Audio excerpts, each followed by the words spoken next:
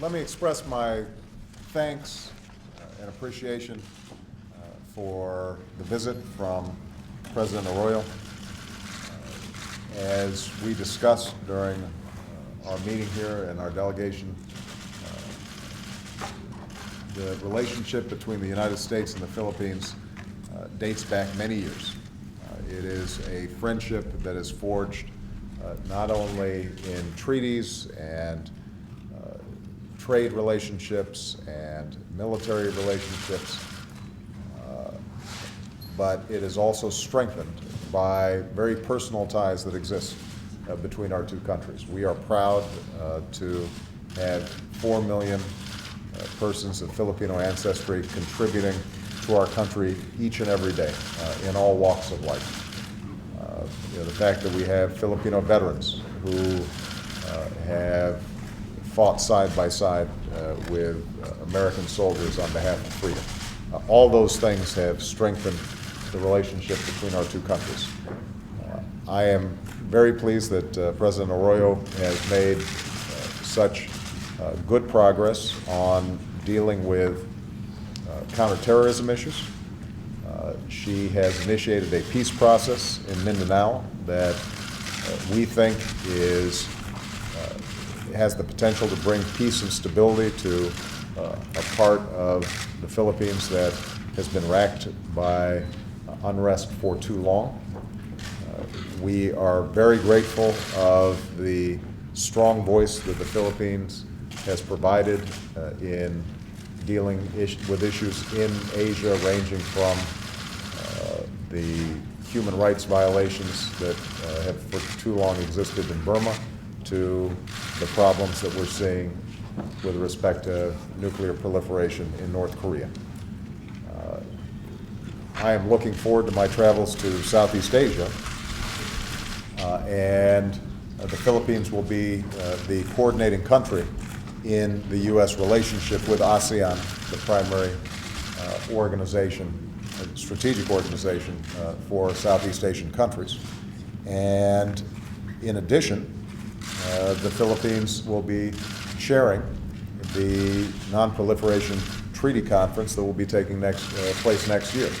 And so we're going to have a busy agenda together, working to reduce the threat of nuclear weapons, improving the multilateral partnerships in Asia that can create greater security and greater prosperity for all countries. And in addition, we continue to be grateful for the outstanding contributions that the Philippines has made with respect to UN peacekeeping around the world. So although the Philippines is not the largest of countries, in using a phrase from boxing, punches above its weight in the international arena. And we are very grateful that President Arroyo has visited us here today, and we are looking forward to using this meeting as a way of launching even greater cooperation between our two countries in the years to come. So, thank you, Mr. President, and thank you for inviting me to have this very important conversation here in the White House. The U.S. is essential to the economic, diplomatic, and national security of our country. We are very thankful for the U.S. as an important ally in helping to professionalize our military and making it more effective. Just as important, we are thankful to the U.S. for being such a good ally in our working on soft power by helping us to build bridges, roads, schools, not only in Mindanao but across the nation. And this assistance of the U.S. has gone a long way in helping us to achieve what we have been able to achieve in the peace process in Mindanao, in southern Philippines, and also in our fight against terrorism. I was very happy to let President Obama know that the Muslim secessionists have agreed, together with the Philippine government panel, to work towards the resumption of formal peace talks, and we're very thankful for the international community, including the U.S., for their assistance in bringing us to this stage.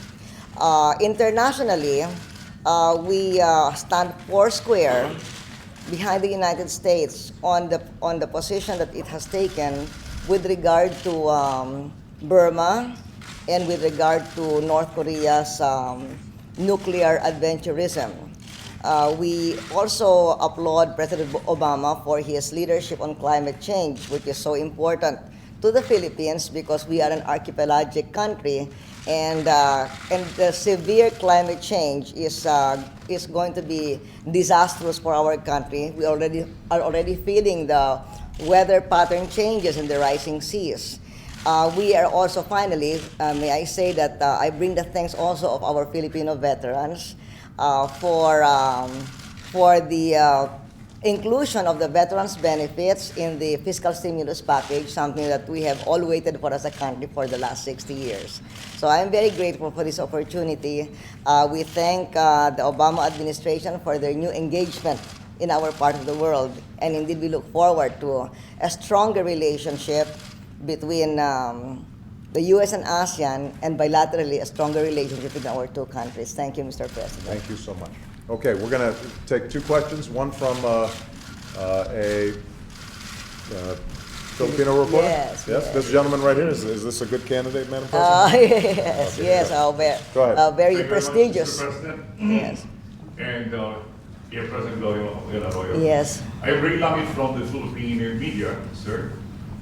It's noted that you're the first Asian head of state to be appointed by President Obama here such an invitation. Despite this is your first time to see President Obama in person and to have talked to him. Could you kindly share to us, Madam President, your impressions of the American president? Well, I'm sure she thinks I'm much younger looking than she expected. Well, as a person, President Obama is very cordial, warm, and welcoming. And I'm really very impressed of his deep understanding and knowledge of the Philippines and the Filipino people.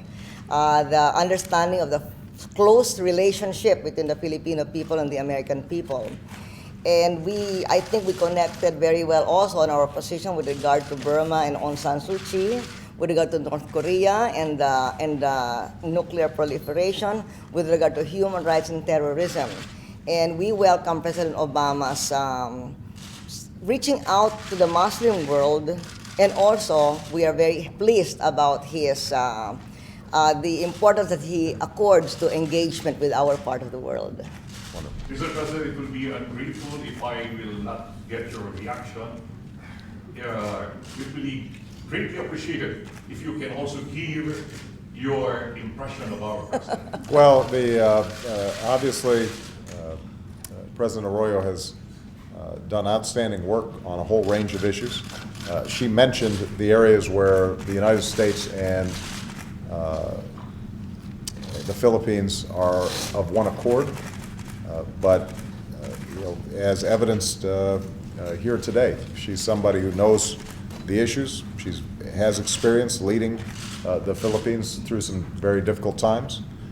She has expressed great friendship towards the United States.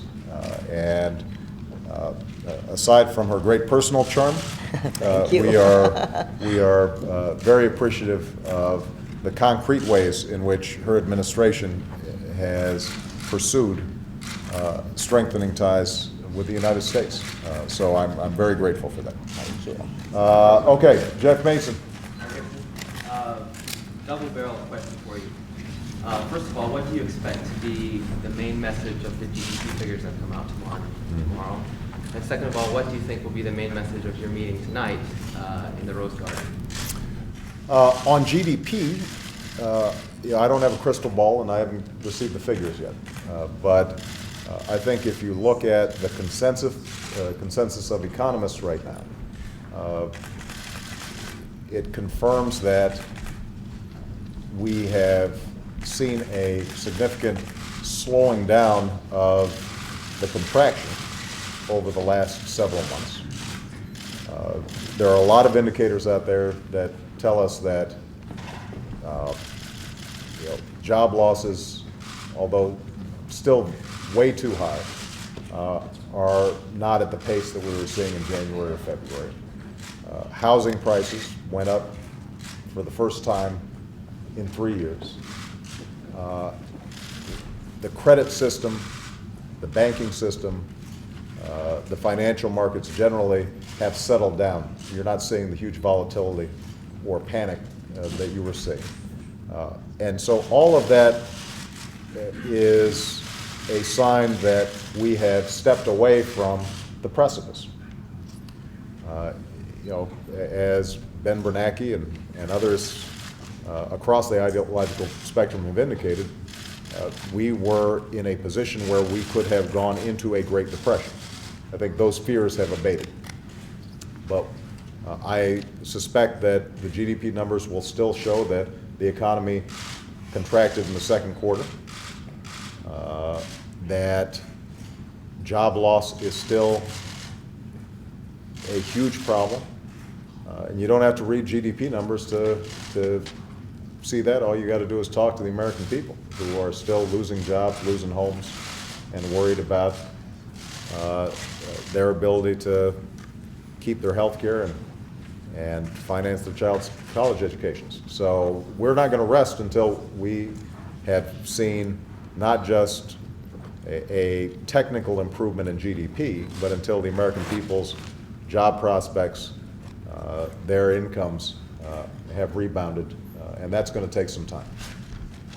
With respect to tonight, you know, I have to say, fascinated with the fascination about this evening. As you know, this idea was prompted when I was talking to Sergeant Crowley, and he said, well, maybe I'll have a beer in the White House someday. And I said, well, you know, I'm sure that can be arranged. You know, I noticed this has been called the Beer Summit. It's a clever term, but this is not a summit, guys. This is three folks having a drink at the end of the day, and hopefully giving people an opportunity to listen to each other. And that's really all it is. This is not a